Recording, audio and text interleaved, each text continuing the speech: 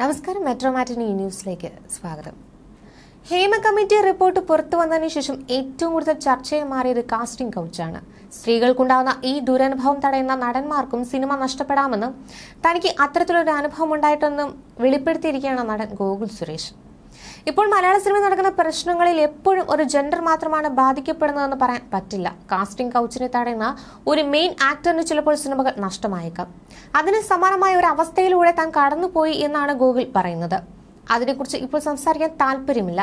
അതിന് കാരണമായ ആളെ താൻ തന്നെ കൈകാര്യം ചെയ്തിട്ടുണ്ട്. പക്ഷേ അതുമൂലം തനിക്ക് ആ സിനിമ നഷ്ടമായി എന്നും ഗോകുൽ സുരേഷ് വെളിപ്പെടുത്തുന്നു. ഇപ്പോൾ സിനിമാ മേഖലയിൽ നടക്കുന്ന വിഷയങ്ങളെക്കുറിച്ച് സോഷ്യൽ മീഡിയ വിളമ്പുന്നതായിരിക്കും സാധാരണ ജനങ്ങൾക്ക് മനസ്സിലാകുന്നത്. അപ്പോൾ ജനങ്ങൾക്ക് ഒരു ഇൻഡസ്ട്രിയോടുള്ള കാഴ്ചപ്പാട് പെട്ടെന്ന് മാറിയെന്നു വരാം. അങ്ങനെ ഒരു ഘട്ടത്തിലാണ് നിവിൻ ചേട്ടനെതിരായ ആരോപണങ്ങൾ തെറ്റാണെന്നുള്ള വാർത്തകൾ വരുന്നത്. ഇപ്പോൾ ജനങ്ങൾക്ക് ഒരു സ്ത്രീയെ മാത്രമല്ല ഒരു പുരുഷനെ കൂടി ബാധിക്കപ്പെടുമെന്ന് കുറച്ചുകൂടി വ്യക്തമായി മനസ്സിലായി. ആർക്കും നേരെയും എപ്പോൾ വേണമെങ്കിലും ഒരു വ്യാജ ആരോപണം ഉന്നയിക്കാവുന്ന രീതിയിലേക്ക് മലയാള സിനിമ മാറിയോ എന്ന ചോദ്യത്തിനോട് പ്രതികരിക്കുകയായിരുന്നു ഗോകുൽ. പക്ഷേ നിവിൻ ചേട്ടന്റെ കേസിലൊക്കെ വിഷമമുണ്ട്. അദ്ദേഹം നിരപരാധിയാണെന്ന് ഞാൻ വിശ്വസിക്കുന്നു. കേസിന്റെ കാര്യത്തിൽ തീരുമാനമെടുക്കേണ്ടത് കോടതിയാണ്. ഞാനും ഒരു തവണ ഇരയായതാണ്. അതൊന്നും ചർച്ച ചെയ്യാൻ താല്പര്യമില്ല. ഇങ്ങനെ വിശ്വസിക്കാൻ പറ്റാത്തതും അല്ലെങ്കിൽ നമ്മൾ വിശ്വസിക്കാൻ താല്പര്യപ്പെടാത്തതുമായ കാര്യങ്ങൾ നടക്കുമ്പോൾ നമുക്കൊരു അത്ഭുതം തോന്നിയേക്കാം. പോലീസും കോടതിയും പോലുള്ള സംവിധാനങ്ങളാണ് നമുക്ക് വ്യക്തത തരേണ്ടത്. ഇരകളായിക്കൊണ്ടിരിക്കുന്നവർക്ക് അവരുടെ ജീവിതം തിരികെ കൊണ്ടുവരാൻ സഹായിക്കുന്ന ഒരു സംവിധാനമാണ് ഹേമ കമ്മിറ്റി. അല്ലാത്ത പക്ഷം ഒരു സാഹചര്യത്തെ ചൂഷണം ചെയ്തുവെന്ന് വ്യാജ ആരോപണം ഉന്നയിക്കുന്നവരുമുണ്ട്. അതൊക്കെ ഇൻഡസ്ട്രിയെ മോശമാകും ബാധിക്കുക. കോടികളുടെ ബിസിനസ് നടക്കുന്ന മേഖലയാണിത്. കുറച്ചുപേരുടെ ദുഷ്പ്രവർത്തികൾ കാരണം നല്ലൊരു ഇൻഡസ്ട്രി മൊത്തത്തിൽ അടച്ചാക്ഷേപിക്കുന്നത് ശരിയായ പ്രവണതയല്ല. മലയാളത്തിൽ മാത്രമല്ല മറ്റ് ഇൻഡസ്ട്രിയിലും 10-100 മടങ്ങ് ഇരട്ടിയാണ് നടക്കുന്നത്. മറ്റേത് മേഖലയിലും ഇതൊക്കെ നടക്കുന്നുണ്ട്. എന്താ മനുഷ്യർ ഇങ്ങനെയൊന്നും നമ്മൾ ആലോചിക്കാറില്ലേ? കഴിവതും നല്ല രീതിയിൽ ജീവിക്കാൻ നോക്കിയാൽ പ്രശ്നങ്ങളൊന്നും ഉണ്ടാകില്ല. അല്ലെങ്കിൽ ഇത്തരം ആരോപണങ്ങൾ ഇനിയും വരുമെന്നും ഗോകുൽ പറയുന്നു.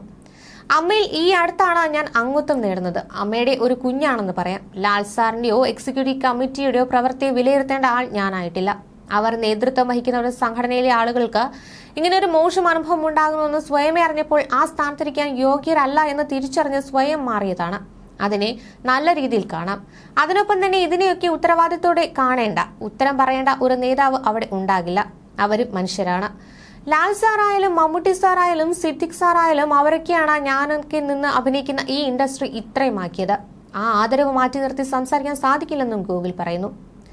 അഭിനയിക്കാൻ അവസരം വാഗ്ദാനം ചെയ്ത് പീഡിപ്പിച്ചു എന്നായിരുന്നു നിവിൻ പോളിക്കെതിരെയുള്ള കേസ്. കഴിഞ്ഞ വർഷം നവംബർ 1 മുതൽ ഡിസംബർ 15 വരെയുള്ള കാലയളവിലാണ് പീഡനം നടന്നതെന്നാണ് യുവതിയുടെ പരാതിയിൽ പറയപ്പെടുന്നത്.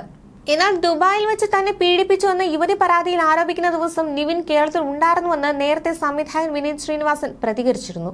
കൊച്ചിയിൽ വർഷങ്ങൾക്ക് ശേഷം എന്ന സിനിമയുടെ ചിത്രീകരണ വേളയിലായിരുന്നു തങ്ങളെന്നും വിനീത് പറഞ്ഞു. കൂടെ ഉണ്ടായിരുന്നതിന് തെളിവായി ചിത്രീകരണ ദിവസത്തെ ഫോട്ടോകളും വിനീത് ശ്രീനിവാസൻ പുറത്തുവിട്ടിരുന്നു.